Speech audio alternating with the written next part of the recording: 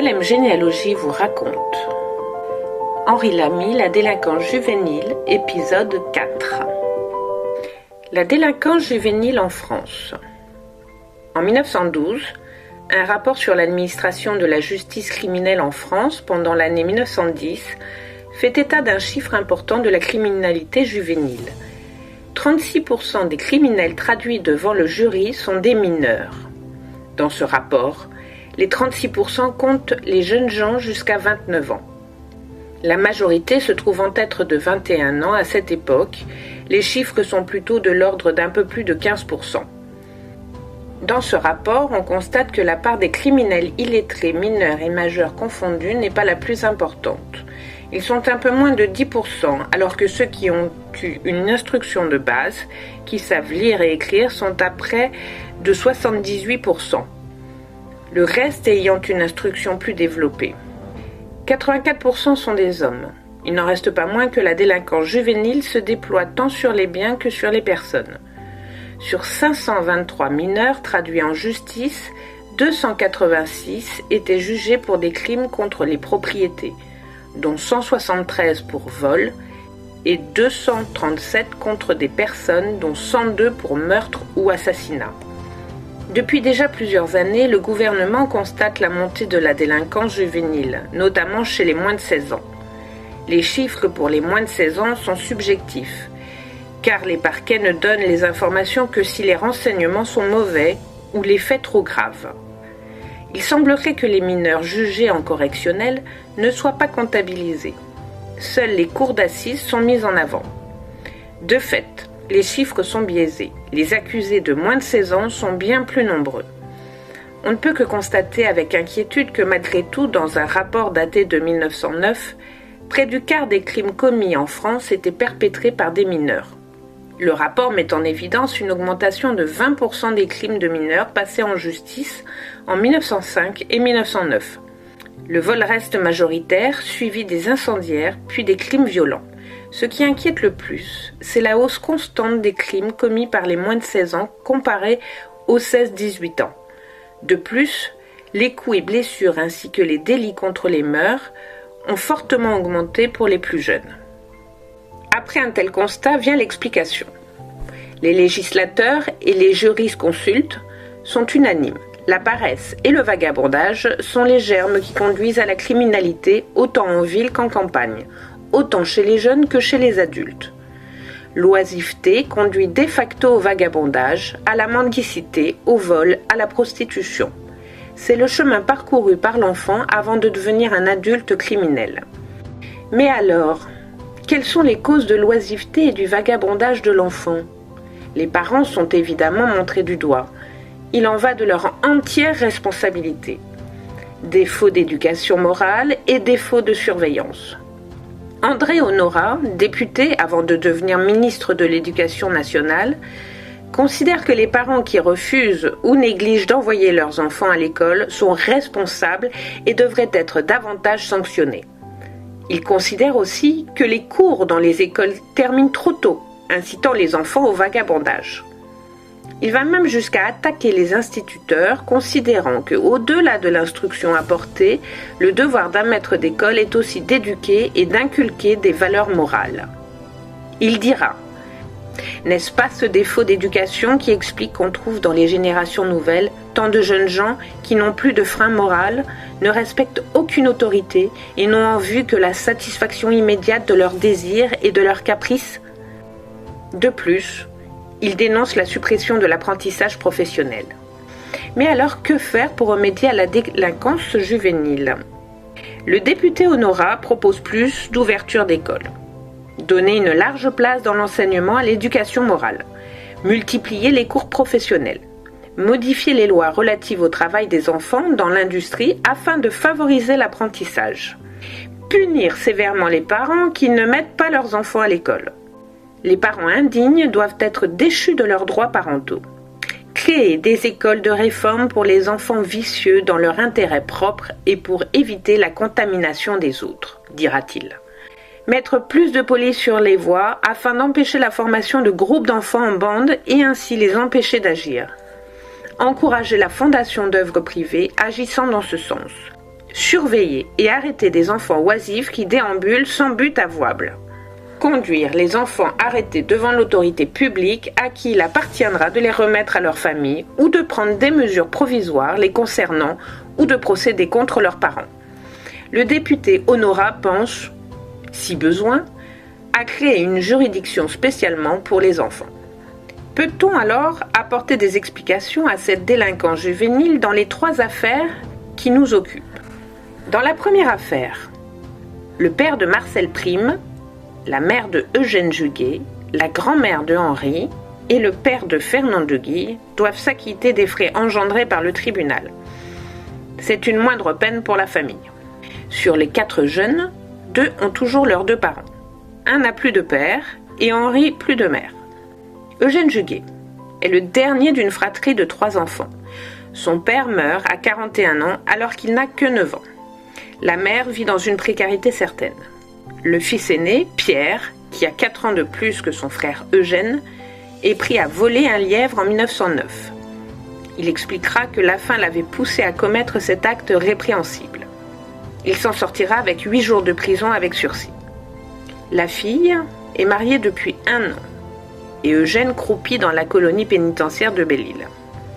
Le malheur semble n'avoir jamais cessé de s'abattre sur cette famille. En 1910, la sœur d'Eugène met au monde une petite fille. 2 mois plus tard, la jeune maman de 23 ans meurt chez elle. Il y a fort à parier qu'un accouchement difficile aura eu raison de sa santé. Terrassé par le chagrin, le jeune veuf de 27 ans en perdra la raison et se suicidera en se défenestrant du 2e étage de son immeuble 2 mois plus tard. Tout laisse à penser à un suicide. Pourtant, la police conclut un accident dû à une hallucination. Le veuf éploré aurait pris la fenêtre de son logement pour sa porte d'entrée. L'année suivante, 1911, Eugène est toujours dans la colonie pénitentiaire lorsqu'il apprend le suicide par pendaison de sa mère. C'est son frère Pierre qui la retrouve inanimée dans le salon familial. Elle ne s'est jamais remise du décès de sa fille. 1913, Eugène a quitté la colonie pour effectuer son service militaire. Son frère Pierre convole en juste noces. Le bonheur est de très courte durée. La Grande Guerre a fait son entrée, emportant avec elle dans la mort le jeune marié. Il ne reste plus que Eugène Juguet. La suite de son existence, je l'ai déjà racontée. Autant dire que les circonstances de son enfance et de sa jeunesse ne lui ont pas donné les armes pour suivre le bon chemin dans la vie. Fernand de Guille n'a pas la même enfance que son compère Eugène. Ses parents sont toujours vivants, ils sont débitants et ont pléthore d'enfants. Fernand aurait pu prendre exemple sur son frère aîné, Henri, aîné de 2 ans, qui, soutien de famille, fait son service militaire en 1910 avant d'entrer en 1911 dans l'école militaire de Landelis comme instructeur et passe caporal en septembre de la même année. Envoyé dans la disponibilité en 1912 avec son certificat de bonne conduite, le frère aîné, Henri, part s'installer comme cordonnier en Charente où il épouse l'année suivante Suzanne, fille d'un jardinier. Rappelé à l'activité en 1914, Henri passera sergent en 1915. Blessé 2 fois et cité à 2 reprises, il meurt glorieusement en juillet 1918. Il reçut la croix de guerre avec palme. Son 2e frère, Paul, né 1 an après lui, meurt aussi glorieusement sur le champ de bataille en septembre 1914. Lui sera décernée la croix de guerre avec étoile de bronze. Le 3e frère, Georges, de 9 ans son cadet, a un parcours classique. Prisonnier de guerre durant 1939-1945, à son retour, il s'investira dans la vie publique. Et le 4e frère, Maurice, né en 1907, ne semble pas avoir posé de soucis. D'autre part, Fernand de Guille a au moins 2 petites sœurs, nées en 1905 et 1909. Rien ne prédisposait ce garçon à tomber dans la délinquance. Sans doute était-il influençable et avait de mauvaises fréquentations. Marcel Prime a eu 2 sœurs aînées et une cadette. Ils sont tous à un âge très rapproché. Marcel aurait dû se comporter comme un frère aîné et protecteur de ses sœurs. Il n'en a rien été. Son père est cordonnier, sa mère piqueuse en chaussures. En revanche, sa mère, qui a été mariée une première fois, s'est retrouvée veuve en 1883. Elle avait eu 9 enfants, dont 7 toujours en vie lorsqu'elle épousa le père de Marcel. Marcel avait 6 demi-frères et une demi-sœur. Un de ses frères de 12 ans, son aîné, a reçu la Légion d'honneur et fut directeur de fabrique de chaussures. Rien dans cette fratrie ne montre un chemin de délinquance. Dans la deuxième affaire, mis à part Henri, Jules Culloux n'a jamais connu son père. Il est mort alors qu'il venait tout juste d'avoir 1 an. Il a une sœur et du premier mariage de sa mère, une demi-sœur et un demi-frère. Son frère aîné ne semble avoir posé aucun problème sur le plan judiciaire. Soutien de famille, il était la figure paternelle jusqu'à son mariage en 1913. Manifestement, le petit frère n'a pas suivi l'exemple de son aîné, préférant se laisser embarquer par de mauvaises fréquentations. Dans la troisième affaire, Jean-Marie Lenormand est le dernier d'une fratrie de 6 enfants. Du second mariage de son père, il a 3 frères et une sœur. Du premier mariage, il a un frère de 18 ans, son aîné. Rien dans les documents que j'ai pu consulter ne laisse à penser qu'ils ont eu des démêlés avec la justice. Un de ses frères est mort au champ d'honneur en 1916. Ses parents et ses frères sont tous dans l'agriculture, à l'exception d'un frère couvreur. Son demi-frère est le seul à avoir quitté le Morbihan pour le Finistère. François Chatelain est quant à lui l'aîné d'une fratrie de 3 enfants. Il est l'unique fils de la famille. Comme je l'ai dit précédemment, son père est un homme très violent, à tel point que sa femme, la mère de François, a perdu l'usage d'un œil. D'ailleurs, elle fut surnommée la borgne. Sa mère tient une mercerie et son père est instable professionnellement. D'ouvrier sabotier, il passe à marchand ambulant, puis à maçon. Condamné pour coups et blessures envers son épouse en 1903 et 1904, il écopera de 6 jours de prison. En 1905, le divorce pour faute, suite aux 2 derniers jugements, est prononcé. Il frappait sa femme sans raison, l'injuriait et s'adonnait à la boisson. À plusieurs reprises, il mettait son épouse dehors et la laissait ainsi toute la nuit. D'après certains témoins, la mère de François était travailleuse et élevait bien ses enfants. À la suite du divorce, le père ne va plus faire parler de lui pendant quelques années. Il disparaît de la circulation. La mère se retrouve donc seule à élever 3 enfants âgés de 11 ans, 9 ans et 2 ans. Elle aura quelques démêlés avec la justice, notamment en 1907, où elle écopera d'une amende de 50 francs pour blessure par négligence. Son chien a attaqué un passant.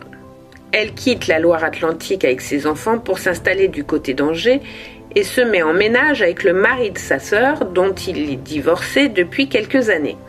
Selon une enquête, François fut abandonné à lui-même après le départ de son père, mais surtout depuis que sa mère vit avec son oncle.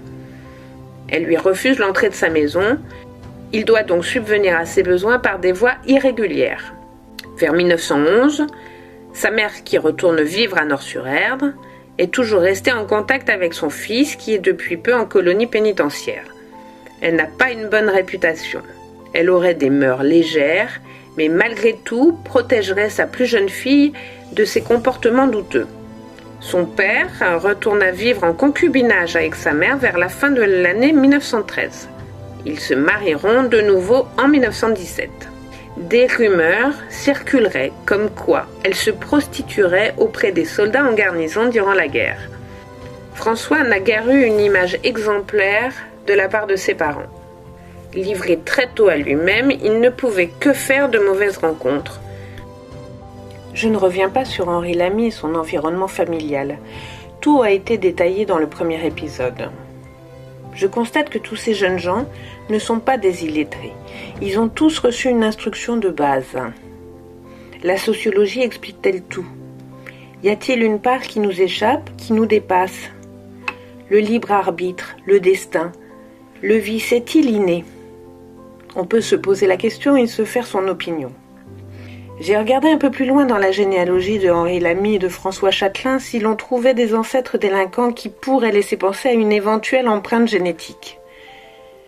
Du côté de Henri, rien ne m'a sauté aux yeux, alors que du côté de François Chatelain, il y a quelques brebis galeuses, dont son père, un oncle, mais surtout un cousin germain de son père considéré comme dangereux, et envoyé, après plusieurs condamnations, aux travaux forcés en Guyane en 1897.